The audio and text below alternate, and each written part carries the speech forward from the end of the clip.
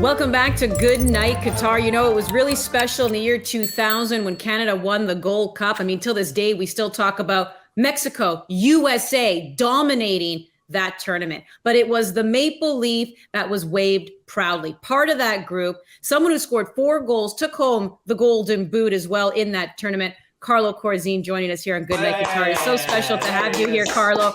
59 caps for Canada. You're also in the Canada Soccer Hall of Fame. And by the way, in that tournament, the tying goal in the quarterfinal against Mexico, by the way, Jordan, your boy Martin Nash with the assist. When you look back at that tournament, because to this day, Carlo, that is the major international tournament that the men have won. It is still there. It is still special. It's still the benchmark. How fondly do you remember that tournament? Well, obviously, it's the highlight of my career. I mean, I would think you could go around that whole team, and every single one of them, I would think, would say it's definitely up there, if not the best moment in their career.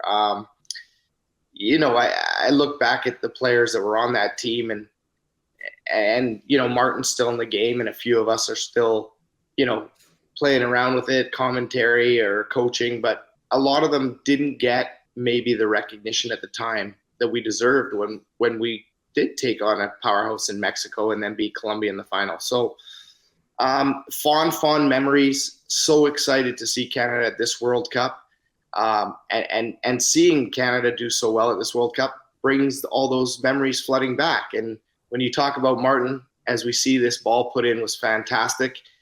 And if you fast forward this clip, it goes to show the game winning goal comes out to me. I play it back to Martin. Martin puts in Richard Hastings. So he was influential. Everything came together that day. And, you know, we're very proud to say that we were involved. Man, yeah. We've come a long way in terms of technology, too. Like, what definition is that? It's a lot of camera angles, though. I still don't know how you played in that gear. Your kit was a parachute. I don't know if anyone was able to run, that's for sure. But run you did. And you're right. I mean, to beat Mexico the way you did in 2000, this whole country was buzzing after Canada defeated Mexico in the World Cup qualifiers last year in Edmonton. And we had all known that it had been done before, but it had been so long ago. You guys were part of that in doing that. But you just mentioned now how special it is to see the Canadians at the World Cup. And I'm sure it's, you know, every guy I've talked to, like, you know, Craig Forrest is a good friend as well. Obviously, Martin Nash, we talked to him.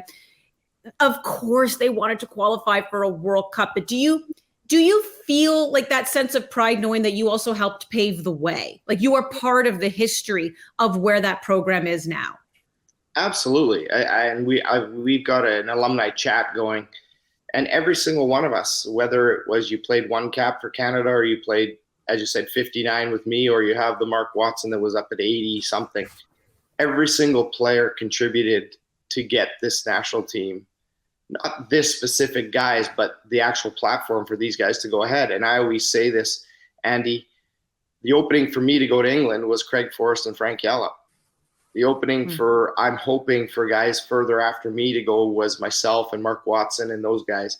So it is a stepping stone. The building blocks were put in far before I put my building blocks there, but the kids now are now creating even better building blocks. As I put it to one guy that asked me here in Vancouver the other day, he said, what do you think Alphonso Davies' impact has been? And I said, well, simply put, I said, other guys along the way, including myself, kind of opened the door to go to Europe. He's basically kicked it down.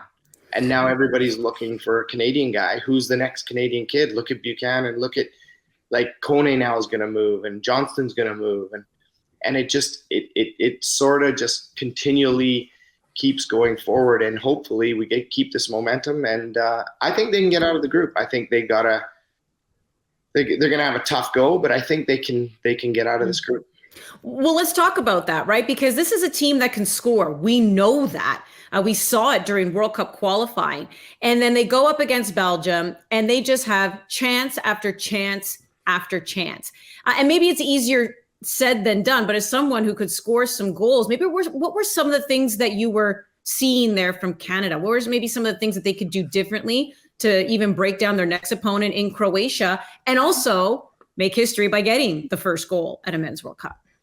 Yeah, let's be clear. I mean, they played very, very, very well. Probably the best game I've seen a Canadian men's national team play overall. But the final touch wasn't there, and I don't know if it was a little bit of nerves. And people can say, "Well, come on, you've got Davies playing at Bayern Munich, you got David playing in Champions League," but this is another level, guys. This is on top of that, and I just feel that in that final third, that final moment, guys just weren't as calm as they had been in the qualifying. And not to say that won't come back, because I truly believe these guys are very, very good players, and I believe if they can create the same amount of chances, they will definitely score.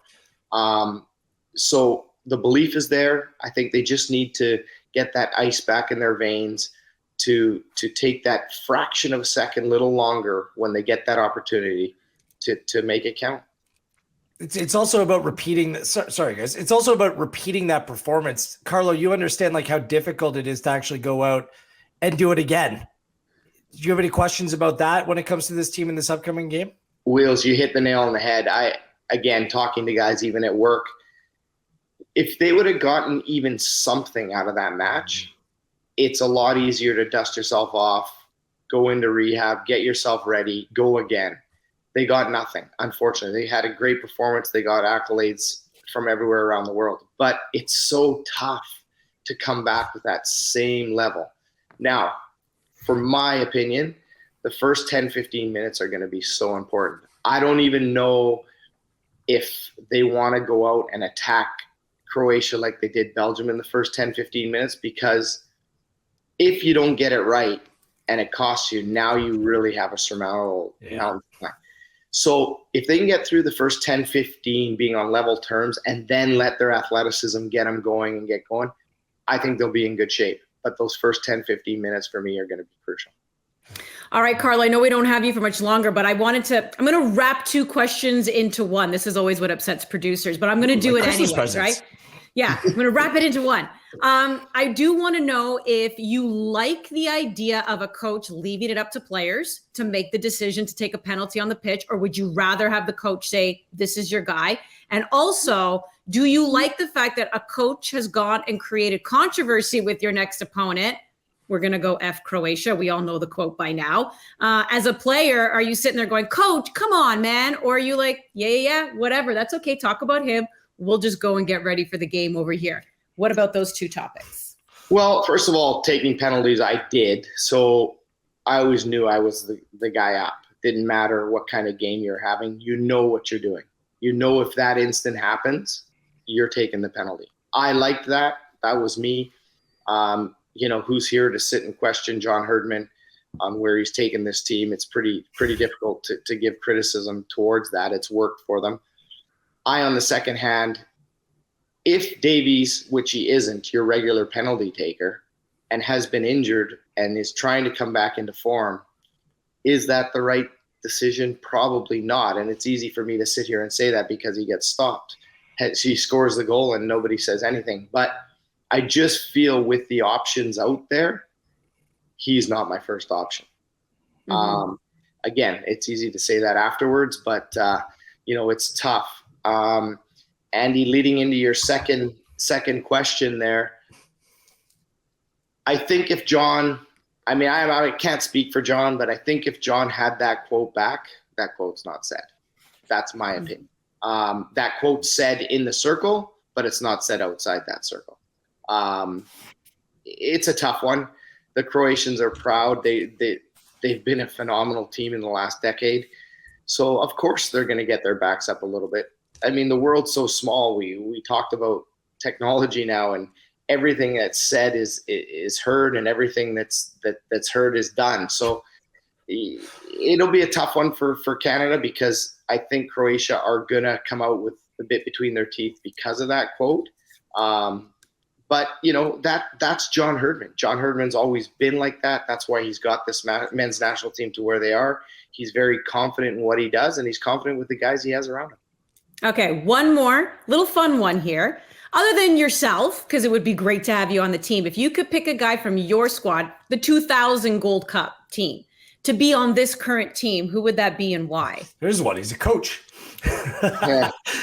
You know what? It would probably be, and this is probably going to surprise a lot of listeners, it would probably be Mark Watson. And the reason why I say Mark Watson is because, in my estimation, nothing against the gentleman that played the back for us, because Kamal Miller was outstanding and Victoria played well. I believe that's probably our weakest area on this team. If there is a weak area, is at the center back position. And Waddy led by example. He wasn't a big man, but he led and gave very little away, was very quick. It's just solid for a guy that isn't a huge stature. And one of those guys that he earned the respect by not saying a word. He just went about his business and everybody respected him. So that would probably be my player that I would put in with a head, heart-wise. I'd probably like to see somebody like Pesh, because I think Pesh had that ability to make something out of nothing. X factor. Yeah. And I didn't have that as a striker, but he did. And I think on a team like this, on a platform like this, it's the type of person you need. I love it. Carlo, loved having you on. Really appreciated some great perspective as well. Hopefully we love can the chat early with you Christmas again. decorations too. Yeah. Get ready. And hopefully we get an early Christmas present, because the showdown, the throwdown is going to happen finally between Canada and Croatia.